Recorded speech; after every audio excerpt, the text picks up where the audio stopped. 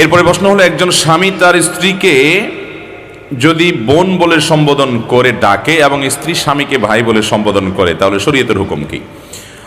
দেখুন, আবেগের আতিশয্যে কত কাজে যে আমরা করি। ডাকার জন্য স্বামী আর কিছু খুঁজে পাই নাই, স্ত্রী আর কিছু খুঁজে পাই নাই, ভাই বোন ডাকাডাকি শুরু করছে। এটা উচিত না, এটা নাজায়েজ।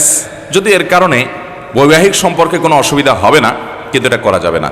আবু দাউদে বর্ণিত একটা হাদিস আমরা পাই, যে হাদিসে নবী করিম সাল্লাল্লাহু আলাইহি সাল্লামের একটা ঘটনা এভাবে বর্ণিত হয়েছে যে তার সামনে এক ভদ্রলোক তার স্ত্রীকে হে বোন এরকম করে সম্বোধন করেছে। তো নবী করিম সাল্লাল্লাহু আলাইহি সাল্লাম বিষয়টাকে ভালোভাবে নেন নাই। তিনি বললেন যে এই লোকটা তোমার, এই ভদ্রমহিলা তোমার বোন, কি বলে ডাকলা তুমি? অর্থাৎ তুমি তাকে বোন কেন বললে?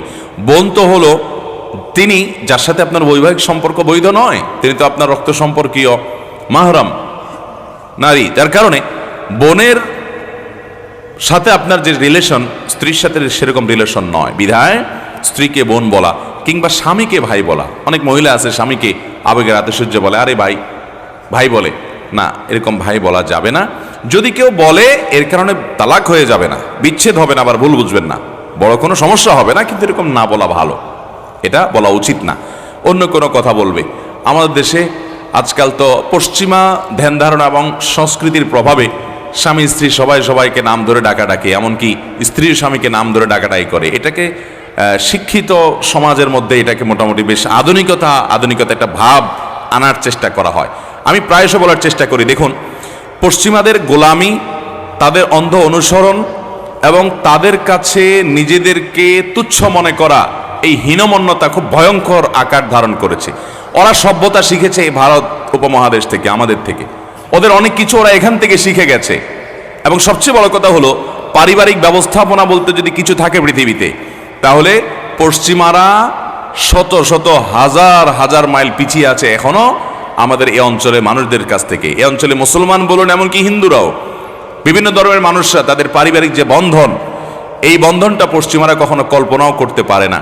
তাদের পারিবারিক বন্ধনটা হলো আমাদের দেশের ওই আপনার শোবিজের বিভিন্ন তারকাদের মতো, যে বিয়ে হইতে দেরি, ভাঙতে যত আওয়াজ করে বিয়ে হয়, তত আওয়াজ করে আবার একই বছরে বিয়ে, এক বছরে বাচ্চা, একই বছরে বিচ্ছেদ, আবার জোড়া, আবার বিচ্ছেদ।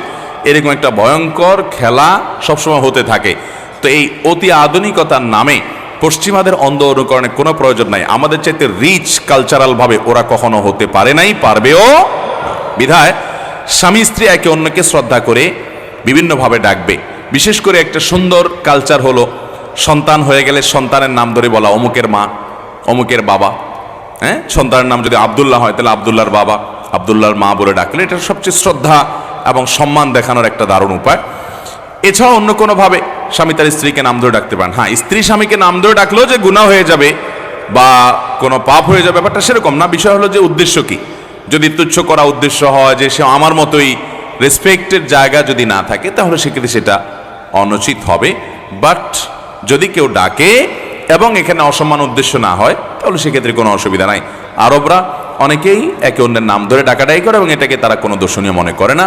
এটা আসলে নির্ভর করে আমাদের এই আঞ্চলিক যে ব্যবহার আছে, আঞ্চলিক যে প্রয়োগ আছে, আঞ্চলিক যে কালচার আছে, সেটার উপরে। আমাদের এই অঞ্চলে সাধারণত নাম ধরে সম্মানিত মানুষকে ডাকা হয় না, যার কারণে নাম ধরে না ডেকে এমনভাবে ডাকা উচিত যাতে সম্মানিত বোঝা যায়। কিন্তু সর্বাবস্থায় স্বামী স্ত্রী একে অন্যকে ভাই বোন বলে সম্বোধন করা উচিত হবে না।